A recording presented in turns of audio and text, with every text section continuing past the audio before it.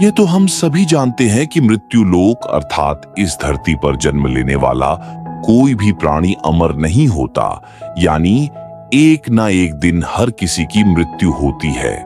लेकिन क्या आप जानते हैं कि मृत्यु के बाद आत्मा 24 घंटे के भीतर अपने घर वापस क्यों आती है और कितने दिनों तक अपने घर में रहती है? अगर आपको नहीं पता तो आपको बता दे कि इन सभी प्रश्नों का उत्तर गरुड़ पुराण में विस्तार से बताया गया है। गरुड़ पुराण हिंदू धर्म के 18 महापुराणों में से एक है। इसे भगवान विष्णु के वाहन गरुड़ द्वारा सुनाई गई कथा के रूप में जाना जाता है। इस पुराण में मृत्युपरांत आत्मा की यात्रा, धर्म, नीति, मोक्ष और विभिन्न धार्मिक अनुष्ठानों के बारे में विस्तार से बताया गया है। गरुड़ पुराण का महत्व विशेष रूप से मृत्यु के बाद की क्रियाओं और आत्मा के पुनर्जन्म से संबंधित है। इसमें मुख्यतः जिन विषयों पर चर्चा की गई है वह है व्रत एवं उपवास। इसमें विभिन्न व्रतों और उपवासों के महत्व और पालन करने के तरीके बताए गए हैं।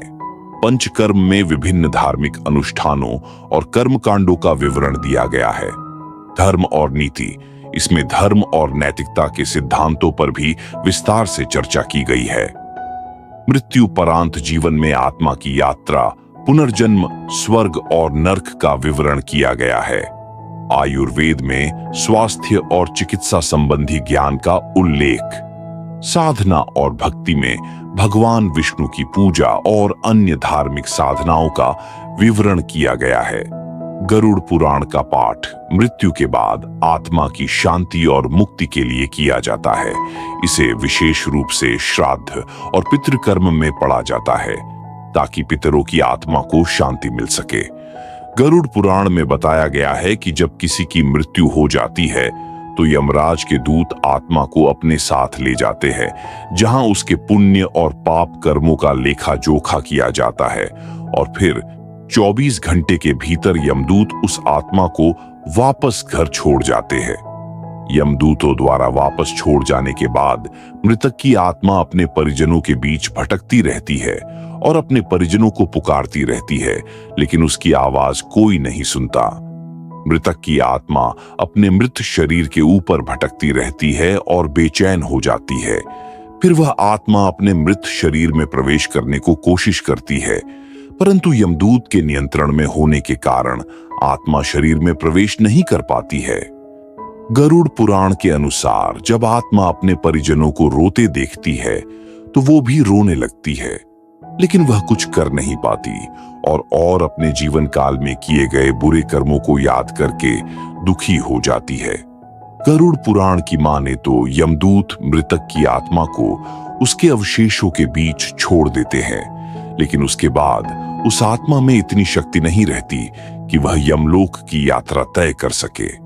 गरुड़ पुराण के अनुसार किसी भी मनुष्य की मृत्यु के बाद जो 10 दिन तक पिंडदान किया जाता है, उससे मृतात्मा के विभिन्न अंगों की रचना होती है और फिर 11वें और 12वें दिन तक किए गए पिंडदान से मृतात्मा के आत्मा रूपी शरीर का मांस और त्वचा का निर्माण होता है और जब 13वें दिन तेहरवी की जाती है, उससे ही वह आत्मा यमलोक की यात्रा तय करती है।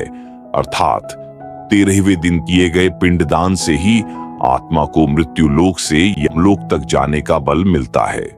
गरुड़ पुराण में बताया गया है कि जब किसी मनुष्य की मृत्यु हो जाती है तो उसकी आत्मा 13 दिनों तक अपने परिजनों के बीच भटकती रहती है। उसके बाद उसकी आत्मा मृत्यु लोक से यमलोक की यात्रा पर निकलती है, जिसे पूरा करने में 1 वर्ष का समय लगता है और मान्यताओं के अनुसार इन 13 दिनों तक किया गया पिंडदान मृतक के लिए 1 वर्ष के भोजन के समान होता है।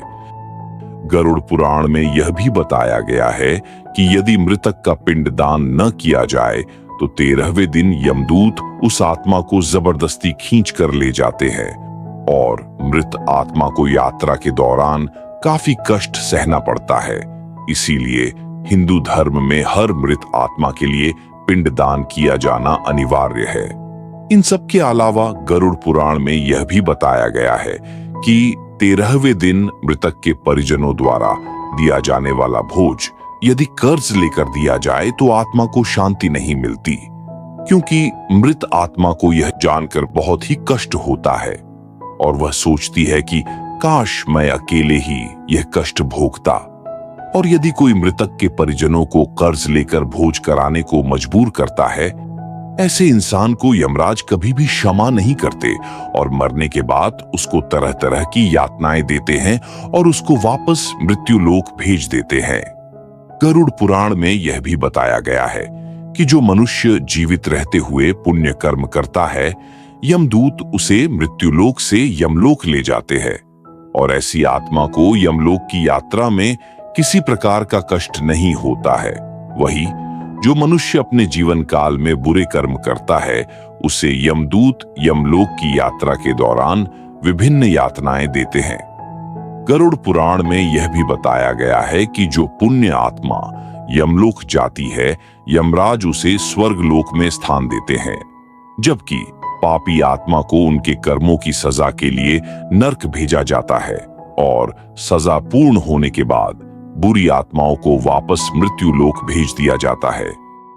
उम्मीद है कि आप समझ गए होंगे कि मृत्यु के 24 घंटे बाद आत्मा अपने घर वापस क्यों आती है।